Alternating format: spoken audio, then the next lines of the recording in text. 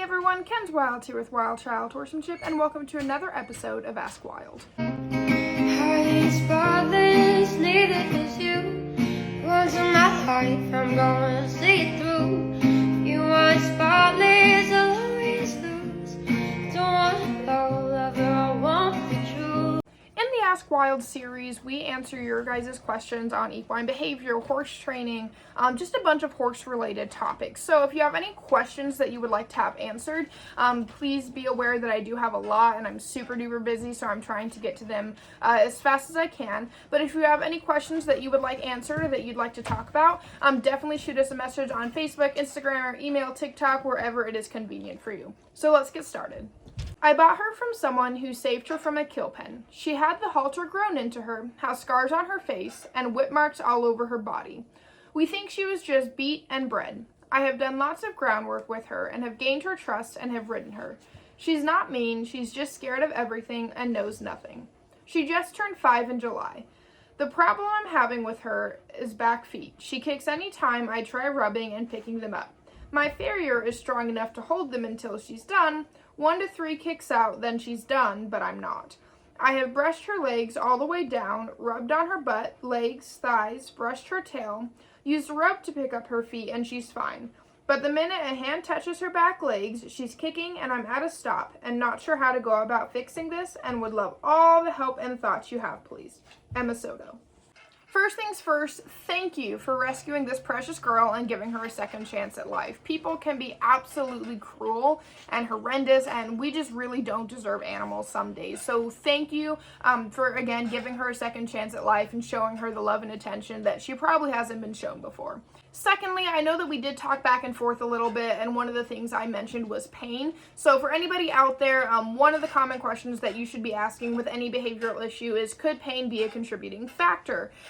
In this instance, the owner does not think that pain is a contributing factor, so that's something we're kind of going to move on from. Another question that we can ask ourselves, and we seem to already have the answer to it, is where is this behavior coming from? And from the sounds of it, this horse has been pretty beaten and abused throughout the course of its life, so that is probably where this behavior is stemming from.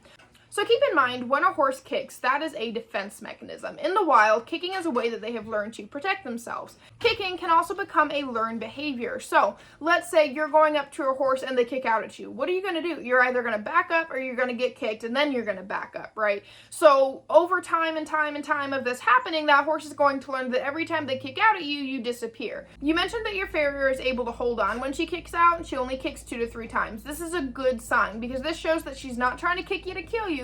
She's just trying to kick out to show you that she's uncomfortable with the situation. But after he holds on, she realizes that first off, he's not leaving. Secondly, he's not there to hurt her, and she really has no reason to kick.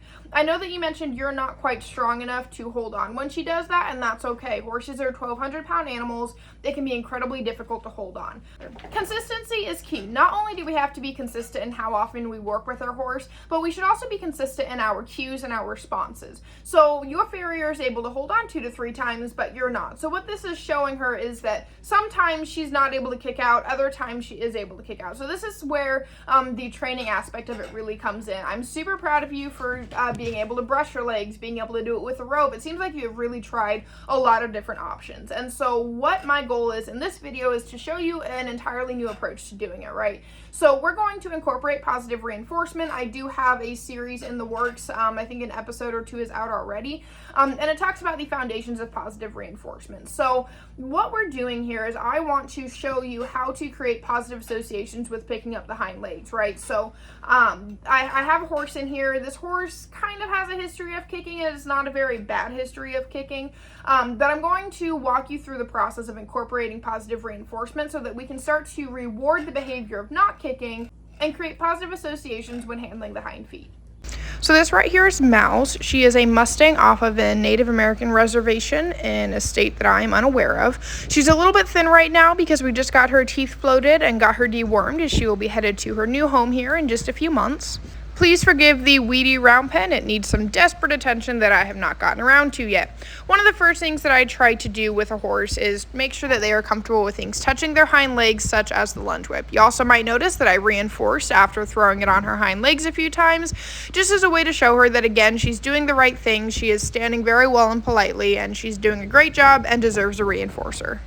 So I'm going to start by rubbing her back and then rubbing her hip, and then after doing that for a few seconds, then I'm going to reinforce that behavior as long as she's standing still.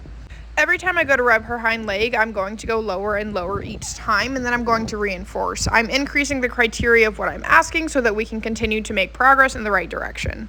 Right here, you'll see that Mouse is getting a little uncomfortable as I near her hock, so I'm going to bring my hand up a little bit, rub that area, and then reinforce.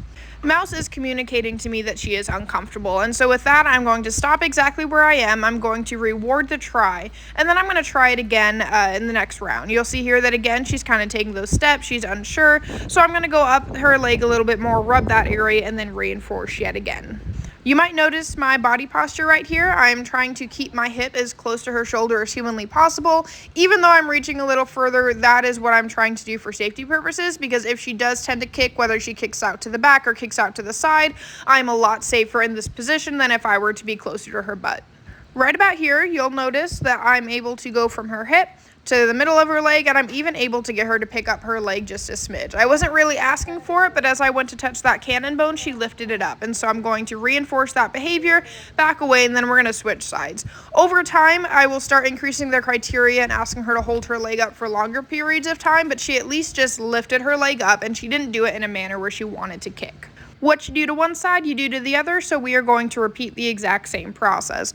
My goal here is to start creating positive associations with me handling her hind legs. Even though I'm just rubbing her, even though I'm just petting her, she's realizing that she gets nice, fun treats. She's getting lots of love and attention, and these are all good, pleasurable stimuli. So this is trying to take that defense mechanism out, take that learned behavior of kicking away from her. Once you start adding reinforcers and pleasurable stimuli to the mix, the horse is going to start seeing you as less of a threat and something that is more positive. With kicking being a defense mechanism, what this is going to do is help them realize that they don't need to defend themselves, that they are perfectly safe, perfectly comfortable, and you are not doing anything to hurt them, and that you're not a threat at all. You just have a lot of fun, reinforcers, and things that they enjoy. You also might notice that I take Mouse on these little walks from time to time. So right here, you'll see that she doesn't want to come forward. So I'm going to keep encouraging her forward. What this is doing is this is giving her a moment to breathe, process what's going on because she's doing something that she knows, and then we will eventually get back to it. I don't want her to enter the freeze response. I don't want her to feel as if she is unsafe. So doing these walks is just a good way to reset. You'll see here that Mouse is continuing to move away from me. So I'm not going to keep trying to rub further down her leg. I'm just going to rub the exact same spot until she stops. There, she stopped for like a millisecond. It wasn't very long, and she did take another step, but I'm going to reinforce that behavior anyway. So now let's say your horse were to kick. What do? First things first, make sure you are safe. I already discussed standing in a safe position, so when your horse kicks, just make sure that you are not in the line of fire and be as safe as humanly possible. Secondly, she kicks, so then I'm going to go right back to rubbing her hip, and then I'm going to rub further down that leg and try to get back to the same spot. If she kicks again, I'm not going to reinforce. I'm just going to start over and continue to rub down her leg, and eventually I'm going to reinforce when she does not offer to kick. Let's say every time I go to squeeze that cannon bone, she immediately kicks.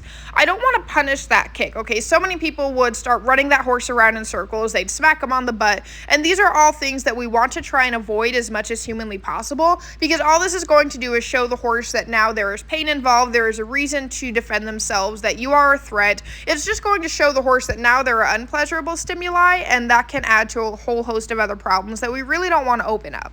So basically, we just want to ignore the kick and go back to what we were doing. We want to slowly bring our hand down, squeeze that cannon bone. If she kicks out, we're going to go back, start at the hip again, and continue to go down and repeat the process. However, sometimes we have to take a step back, okay? So let's say we've tried to do this 3 or 4 times now, every time she's kicked, and now she's getting antsy. She's not getting any reinforcers. She's becoming more and more amped up, and she's becoming nervous. So we're going to take a step back and start back at square one. You'll see here that, again, I'm just going right back to petting her butt. Then I'm going to reinforce if I just get my hand somewhat down her leg. We're doing this to take that step back, show her that, okay, let's stay connected. There are still reinforcers. You're still doing a good job, even if you're still kicking. Over time, the horse is going to realize that when they do not kick, they get a reinforcer. They get something they enjoy. And when they do kick, their behavior is ignored. Nothing scary or violent comes of it. Their behavior is just ignored, and they do not get the fun, pleasurable stimuli that they enjoy. Teaching a horse to pick up their hind legs is something that is going to take time, a lot of patience, and please, please, please be safe, because if you get kicked, that can lead to a lot of serious injuries. That can lead to a lot of issues for both you and the horse, and that is something that we don't want to do. So please be safe when you are doing these types of things, and just give it time, give it practice. Work with your horse as consistently as possible, and continue to create those positive associations. Continue to help them see you as something fun and enjoyable rather than a threat or somebody who makes them work and do stuff all the time. So I hope that answers your question, and it might be able to give some sort of a resolution to the problem. If not, please reach back out and let's talk. Before we close off this video, I want to give you all a friendly reminder that all of the content you see from Wilde is fully funded by myself. I like to offer you guys a bunch of educational material so that you can learn kinder horsemanship methods, you can expand your knowledge, get answers to your questions, because I truly just want to help you and your equine partner succeed.